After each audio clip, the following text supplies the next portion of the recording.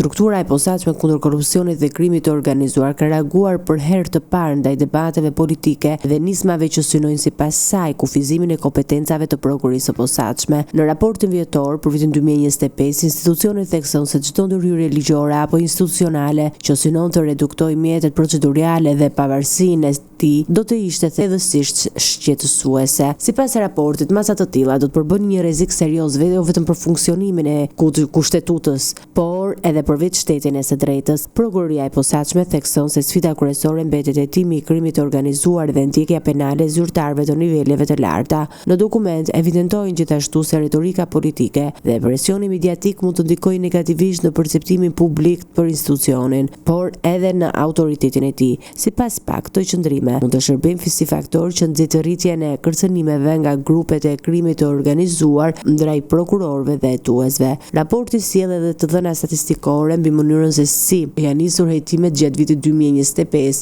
Ndryshe nga një vit më parë, prokuroria thekson se ka pasur një rritje të ndjeshme të referimeve nga policia e shtetit. Sipas statistikave, hetimet e nisura nga referimet e policisë janë rritur me rreth 70% krahasuar me vitin 2024. Ndërkohë, raporti evidenton se qytetarët vazhdojnë të jenë një burim i rëndësishëm kallëzimesh për vepra penale, ndërsa politika ka shënuar rënje në këtë drejtim. Sipas pak, numri i kallëzimeve penale të bëra nga aktorët politik është përgjysmuar gjatë vitit të fundit. Prokuroria e posaçme ka analizuar dhe përdorimin e masës së sigurisë arrest me burg, një çështje që ka qenë shpesh objekt debati publik. Sipas të dhënave të raportit, gjatë vitit 2025, kjo masë është ulur ndjeshëm duke kaluar nga 236 raste në vitin 2024 në 110 raste gjatë vitit të kaluar. Nga këto masa sigurie, rreth 4% janë vendosur për vepra të lidhura me korrupsionin, ndërsa afro 21% për çështje që lidhen me krimin organizuar. Në të njëjtën kohë, raporti tregon se gjykata ka shpallur fajtor dhe ka dënuar me 197 persona,